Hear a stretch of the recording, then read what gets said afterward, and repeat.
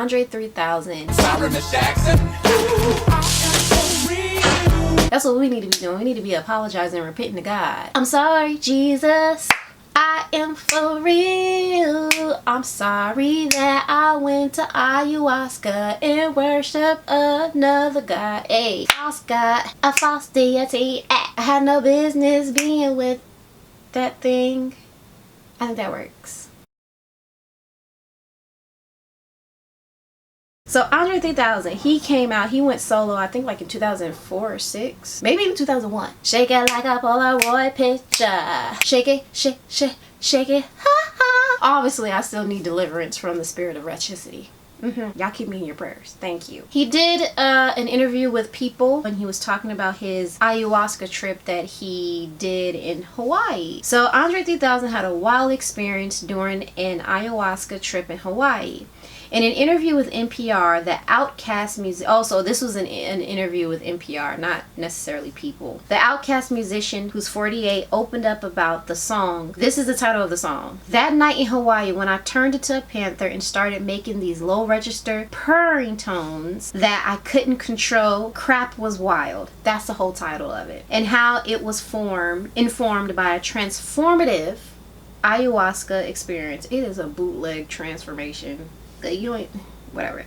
I was actually in Hawaii and it was my second night of the first time I'd ever taken ayahuasca. We did it like a 3-night kind of phase. The first night was inviting and beautiful and the most powerful love and connection with all things I've ever felt in my life. Yeah, because that's how Satan is. He'll lure you with like the truth because he did have access to truth until he started getting prideful and God was like, get your behind up out of here. Boop, and flicked him out of heaven. He threw him out of heaven. He fell from heaven. So he had information. He was in the realm of glory. He was in the realm of secrets and mysteries and just knowledge, of wisdom. And he took that when he got kicked out of heaven, he took, what was it, 200 of them? He took 200 of his homies and they fell to earth. So there is truth because he can't create anything. Satan is not a creator. So he copies from the creator. He took that knowledge, that wisdom that he had and perverted it. That's how you get things like ayahuasca, astrology, and all of this bootleg crap. And a lot of people think like, especially with astrology, because there is some truth to it. You'd be like, dang, because Satan knows some stuff. It's like, dang, that sounds like me. That Capricorn sign, that horoscope sounds like me, or Aries, or whatever, Cancer, and all that stuff. He takes that truth and that's what lures you in, then he just keeps you bound. His goal is to keep you separate from God. I just went off on a tangent, didn't even get through the whole thing, but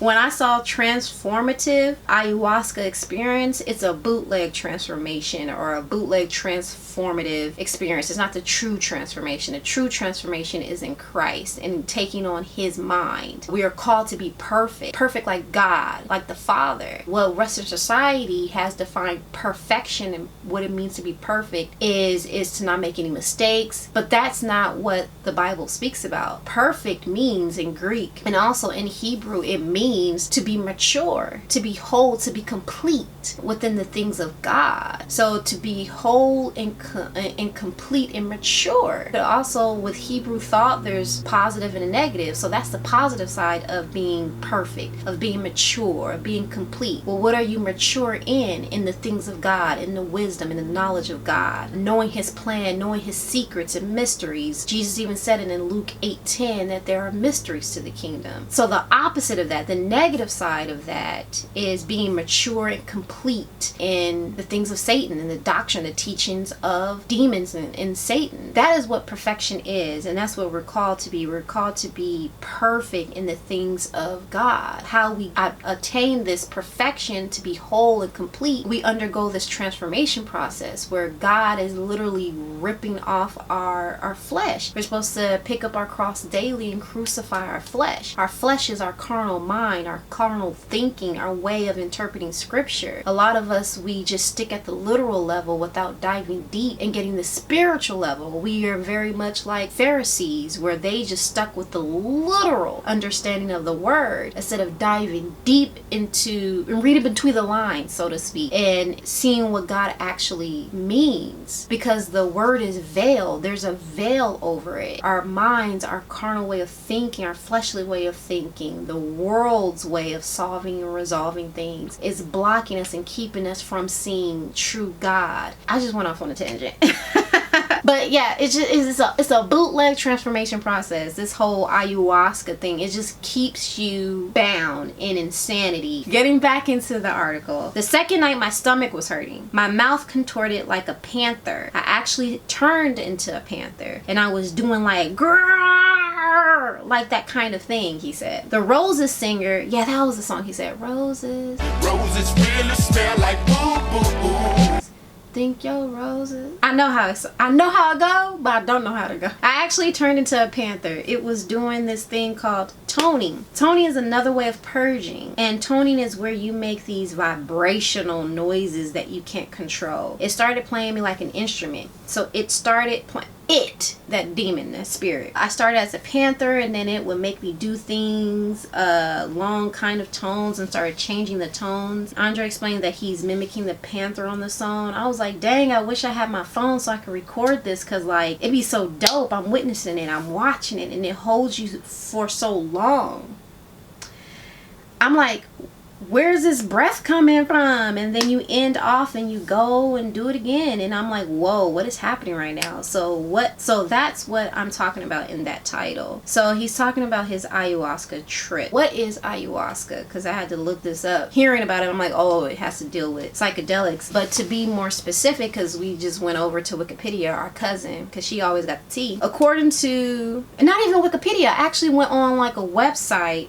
It was like a ayahuasca website actually, and they defined it. So what ayahuasca is, it is a plant-based psychedelic. It could cause hallucinations. It can cause you to hear things in the spiritual, and not you can hear things that are not in the physical. You can't see it. It affects your thinking. It affects your senses. It alters it. It alters your emotions, your sense of time. It causes hallucinations. It's a concentrated liquid. If you Google it, it's like a red substance, like liquid substance. How you fix it or prepare it, you have to boil it over a prolonged amount of time, and you drink it, and it's very potent to where it will take you into the spiritual realm. You literally lose your mind. Your mind is over there. The specific plant is called Banisteriopsis capi, and they also use leaves of shut up, okay? I can read. Psychotria viridis shrub. It's a plant. You take it, you manipulate it, you boil it long enough to where you're not just drinking it so because you're thirsty. Here's where the perversion comes in. Humans started using it to, not because they're thirsty, like I'm parched and I need to be quenched, you know? It's not for food. It was so I can have this mental trip, so I can go into the spiritual realm and be free. That will heal me mentally or whatever. It'll be like a release or something. It goes beyond the purpose of what God had or intended for these plants. Now it's going into where these psychedelics, ayahuasca, comes from. This plant, it comes from Satan. It comes from the fallen angels. So if we go to Genesis 6, it talks about how before the flood, giants, Nephilim, roamed the earth with humans. And if you look in the book of Enoch in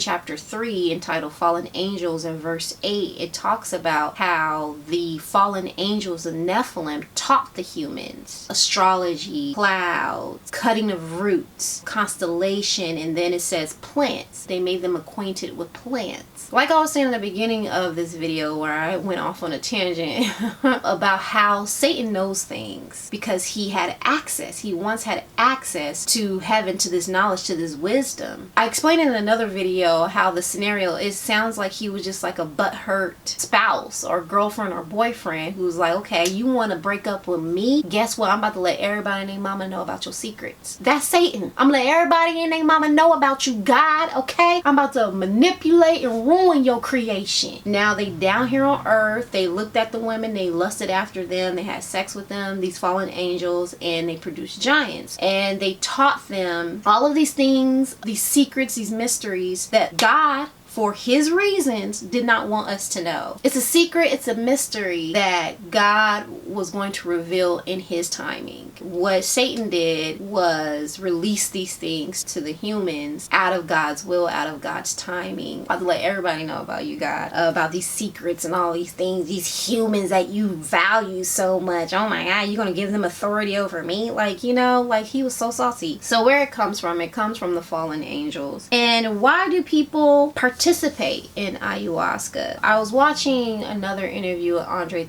3000, and then I was also watching Jada Pinkett. I don't know why I'm acting like I can't say her name. Jada, we're gonna just say Jada. Jada's interview where she was talking about ayahuasca, and then I watched several videos, testimonies on folks' experience with the psychedelic with ayahuasca. And then I watched a documentary on it. I watched a few documentaries on it, and one thing that was just in common for all of them really on why they wanted this was because they were suffering with some type of mental illness like depression or being suicidal, anxiety, and they wanted a cure, they wanted help. I think this is really Jada just wanted to connect with the higher power, wanted to connect with God. So I knew that there was a higher power.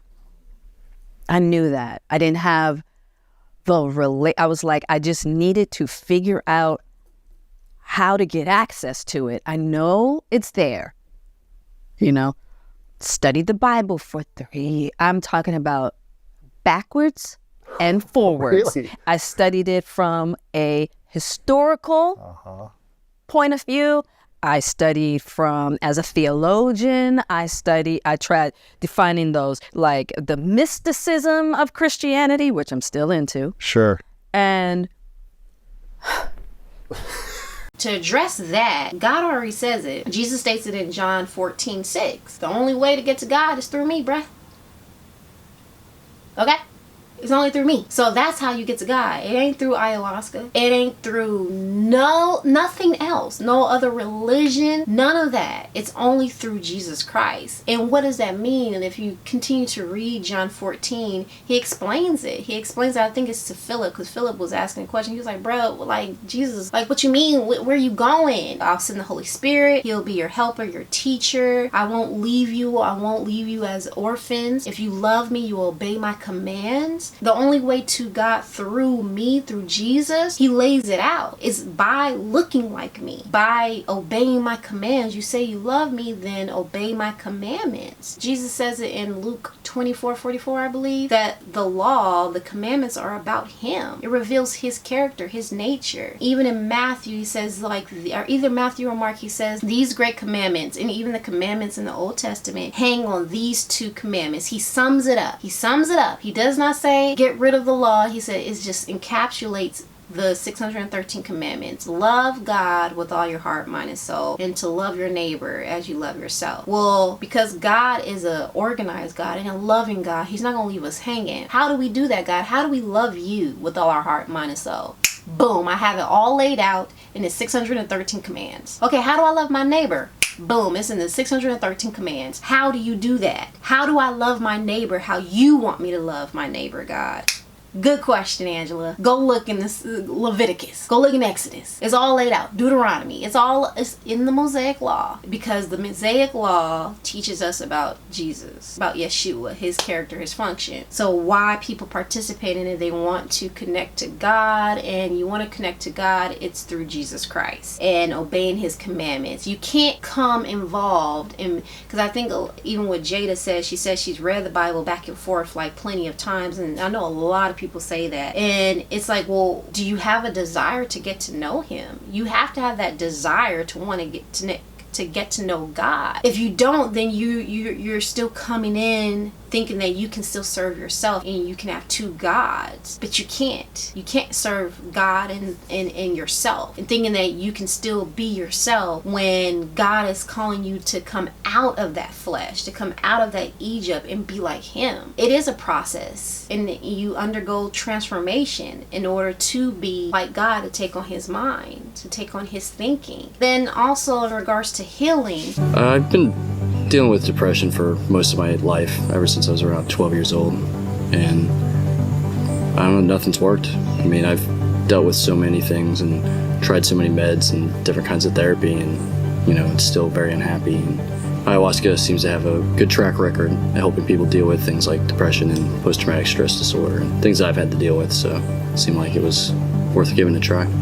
Like, Jesus is a healer. Like, we all know the stories, the accounts, the testimonies of Jesus being a healer, where he healed the blind man, he healed the lady with the bleeding issue, he brought back to life Lazarus. He's the healer. Satan ain't a healer. There is no cure. And that was another thing. Like, when I was watching the documentary, especially after they went on, to the Amazon, to Peru or Brazil, one of them, to take part in this ayahuasca trip, they followed up with them 2 years later, and all of them were just like, we're still dealing with the same thing. But what was so sad was that, and I just have nothing but love for people who still seeking a cure, an answer, and it's Yeshua, it's God, it's Jesus. And I just pray that hopefully they find this video, and I pray that God sends someone anointed to minister to them, because they agreed and came into agreement with that lie that Satan told them, that okay, I have this anxiety and I've just been learning to manage it. That's what ayahuasca taught me, is just to manage my anxiety. No, be gone. You want to be cured, right? You don't want to be dealing with that for the rest of your life. You could only go to Jesus. Jesus will heal you. He's the healer. He's Jehovah. He's Jehovah Rapha. He can only cure you. He can take that anxiety away. You don't have to suffer with that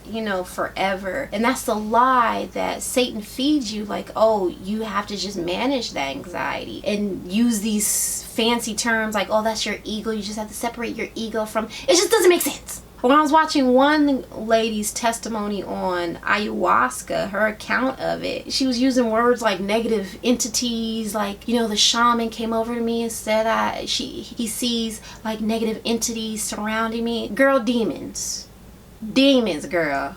Okay, that's who's surrounding you, and you open up that door and gave them permission to access your life. So they have legal right to you. They have legal access to you. You open that door wide open by participating in ayahuasca, and we're called to be sober-minded. That's what Peter called us to do in 1 Peter 2, and I believe in 1 Peter 5, he calls us to be sober-minded. We ain't supposed to be just going on these little hallucinations, these trips, and going into the demonic realm, because Jesus is not in that realm. Like he said, the only way to get to the Father is through him, his word. You can't access him through these psychedelics. So that was one of the common things that I picked up on with all of them. And of course it would be, because there's no cure. Like, even if you look at the story with Pharaoh and Moses, when Moses first went to Pharaoh and Moses instructed Aaron to throw down his rod and it turned into a serpent, Pharaoh was like, that's cute. Magicians, come on.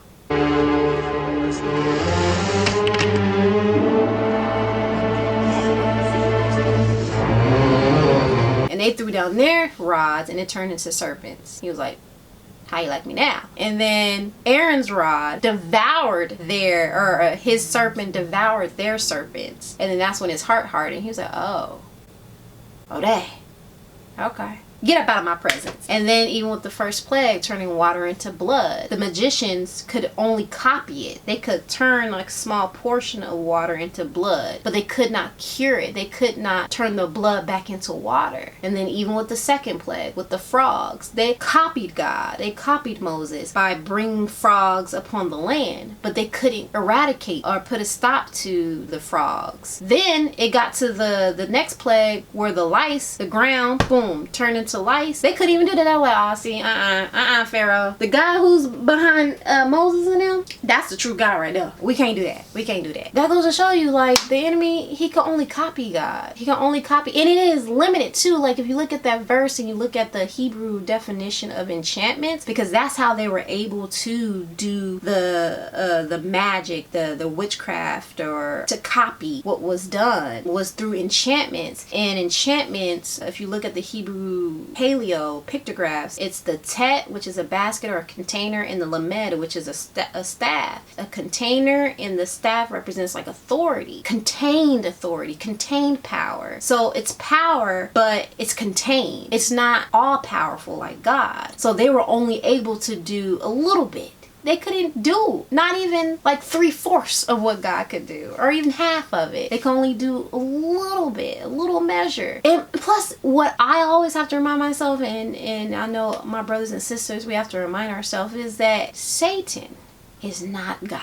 God has no rival. He has no equal. Satan is a fallen angel. He's at enmity or at war with our flesh, our carnal way of thinking. That's the only enemy of God. He ain't got no enemies, because Satan not even on his level. Bro, boo, bye. Okay? Bye. Bye. Go over there. Out of my face. Out of my face. Out of my face. Out of my face. Okay?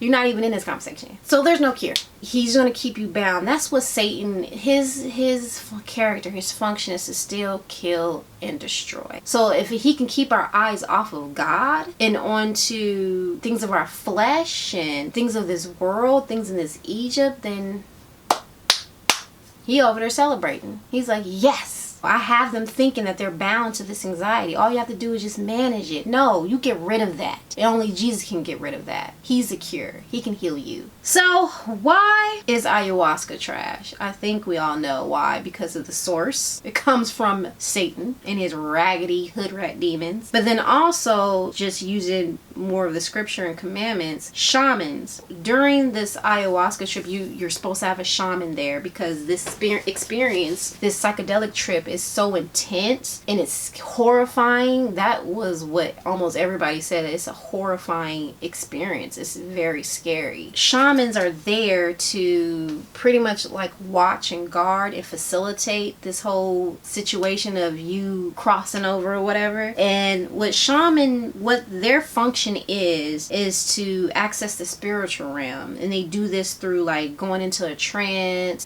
doing rituals, and practicing divination.